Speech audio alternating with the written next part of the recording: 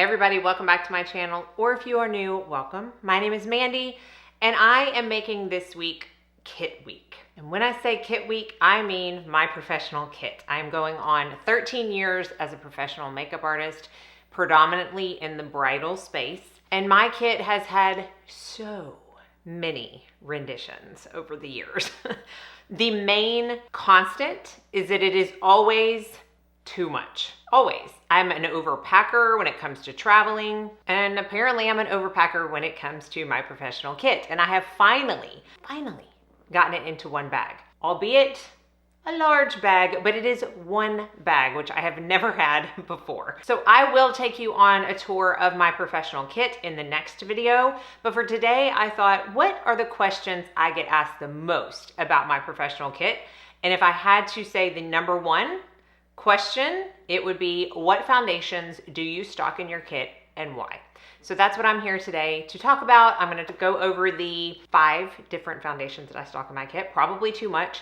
Yes, I'm aware. I actually have more than that. I'll tell you why at the end. When I say I stock 5 foundations, that does not mean you need to stock 5 foundations. In my opinion, I think 2 is a really good magical number. 1 for more dry skin, normal to dry skin, and 1 for more normal to oily skin. And if I had to pick, I would say probably go a little bit higher coverage, because you can always shear it down with a moisturizer if you need to and manipulate your coverage in that way. It's harder to up the coverage than it is to lessen it. But I don't always practice what I preach. And I certainly don't have every color of every foundation, but I have reasons for having every single one, and it's really hard for me to let go of one of them because I love them so much, but you don't need this many. Let's start with the one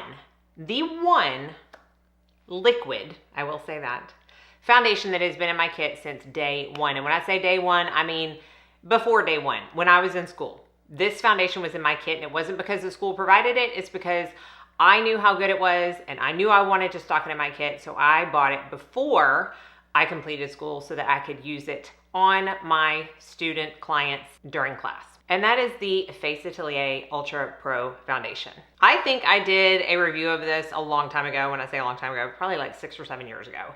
If you want another one, I'm happy to do it. But this is a staple in so many professionals' kits for a reason.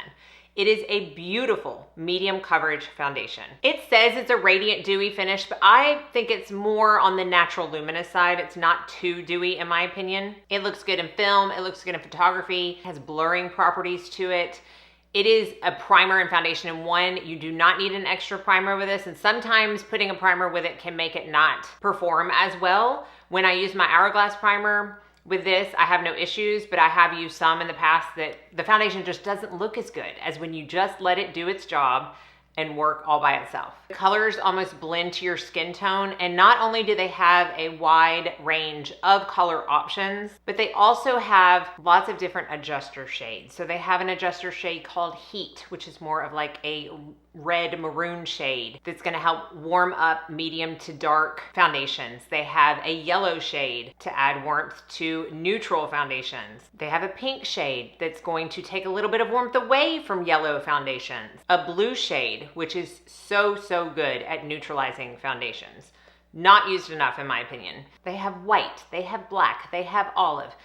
There's nothing this company does not have, and this foundation has literally never let me down. Now, if you are super oily, I don't use this, and it's not to say that I never have. I just prefer to use a more matte foundation for that, but anybody else can wear this foundation and wear it well. If I had to choose, I would pick probably this one and one matte foundation, which I'll talk about in just a minute, and I would be set technically. But luckily I don't have to choose. Let's talk about one that I really don't want to ever see go away from my kit. And this is a foundation that encompasses 2 of my clientele. Mother of the bride, grandmother of the bride. I almost always go for this foundation. Even if they need higher coverage, I will do that with a concealer and still use this foundation. Or if someone's like, I don't wear makeup, and you can visibly see them shaking when they sit in your chair because they've never had their makeup done, they never wear makeup, and they just know that they're gonna look like a clown when they leave your seat, I will use this foundation on them as well. And that is the Chantecaille Future Skin Gel Foundation. I have 4 shades of this in my kit. This also serves a dual purpose as a concealer for moms and grandmothers of the brides, or for people who don't need a ton of coverage, who have never had a dark circle in their life and want a very natural look. This works great for concealer for them as well. If you have any questions about what this is, please just check my channel because I've talked about it ad nauseum.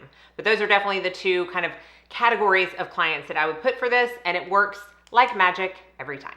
Another one that I don't have a huge variety of, and honestly, I like the new formulation better than I like this formulation, but I'm not gonna be in a huge rush to repurchase them because I have so many other that I love, is the Armani Luminous Silk. Now, I just have them in these little containers because that, other than the Face Atelier and the Chantecaille, all of them are decanted into other containers. So again, this is the old version, but it's still one that works well, and it is for my more normal to dry to maybe just like a little bit oily in their T-zone client who does not want to look super made up but wants their makeup to last. This is for them. Like I said, I like the new formulation even better than this one, and it's not one I'm gonna rush to repurchase, but I do enjoy using it and I feel like it looks good every time I do. Okay, so those are the more like normal to dry foundations that I would pull for. If I have a client who sits down and they're like, I'm oily. First of all, I ask them, okay, what does that mean to you? If you are a little shiny around your nose at the end of the day, that doesn't necessarily mean oily. That just means you've lived your life that day and your makeup has shown it. But if you are very greasy, and I'm talking like your oils start popping through 30 minutes after you've completed your face of makeup, then you're oily. Some people want a full glam. That even if they are normal to dry, they are wanting a very full coverage foundation. These are two of my fullest, and they will work on normal to dry, but definitely what I pull for when someone sits down and says, I'm normal to oily or I get shiny throughout the day.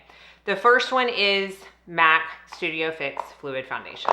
This is a classic for a reason, and I know it's gone through some reformulations. I don't have an issue with the new one. In fact, I kind of like the new one a little bit better than the old one, although I have used both formulations in my kit at some point or another.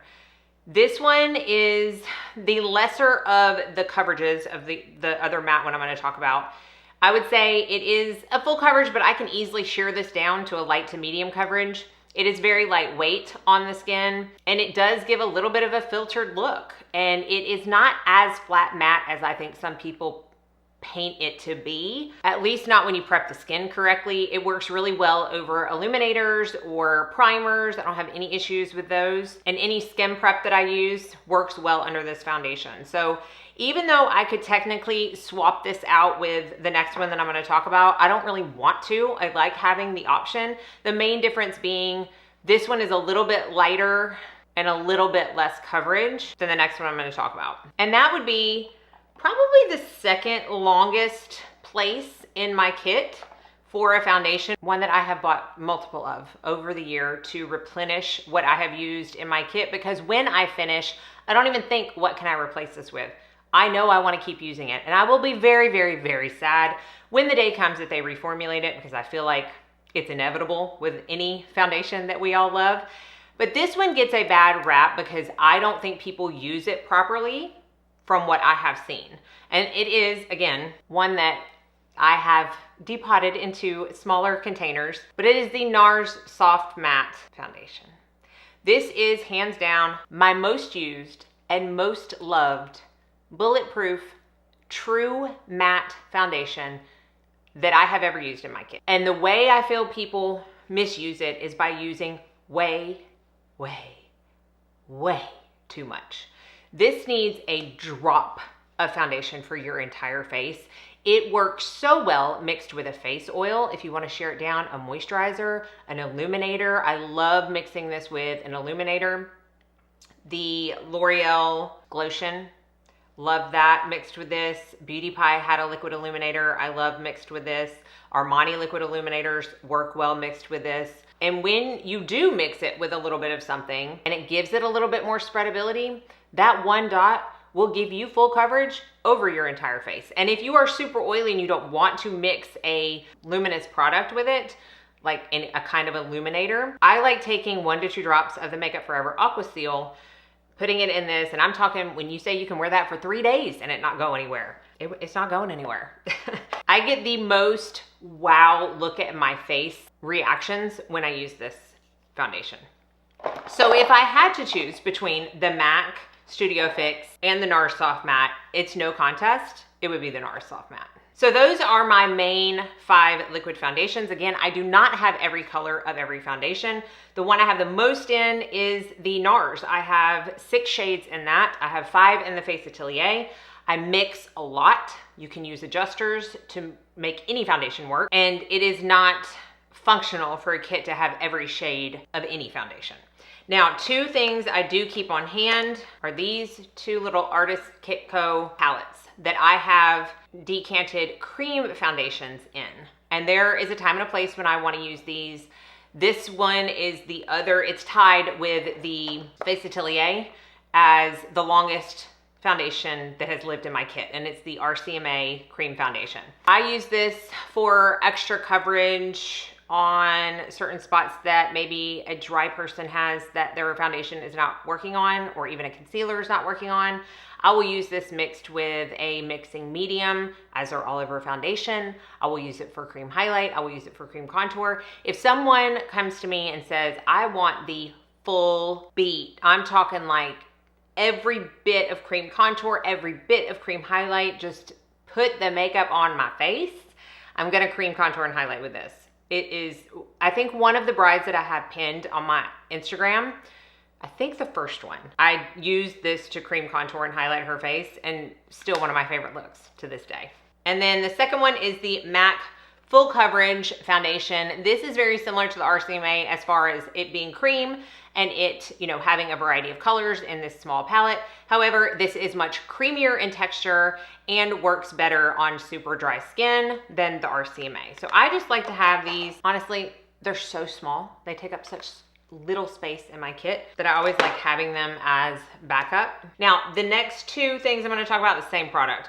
They are not technically foundation. However, I have used them as such many a times. And the Charlotte Tilbury Flawless Filter, I mean, the name is like rubbed off. I have the shade 2 and 3. I find that's what I use the most because most of the time I'm using this under a foundation or mixed in with a foundation. However, if there was someone who shows me one of those like super luminous all over pictures and they want their skin very glowy, I will use this as the foundation and just pinpoint conceal, usually with the Nars Radiant Concealer where I need to, and that's their look. I also do that with the Dior, I need to refill it, but the Dior Glow Maximizer, I do that. I think the second bride I had pinned, that was her look. I used the Dior and just some Nars Radiant Cream Concealer on the rest of her face, and that was her base. It's what she was most comfortable in. She had freckles, we wanted them to show through. So lots of different options, but still very contained in a small area of my kit. And those are the foundations that I stock in my kit and why. I will have them all listed and linked down below. I will have my full tour coming up, and let me know if you have any other questions about my kit in the meantime. Thank you all so much for watching. I will see you in my next video, and I hope you all go out and have a very blessed day.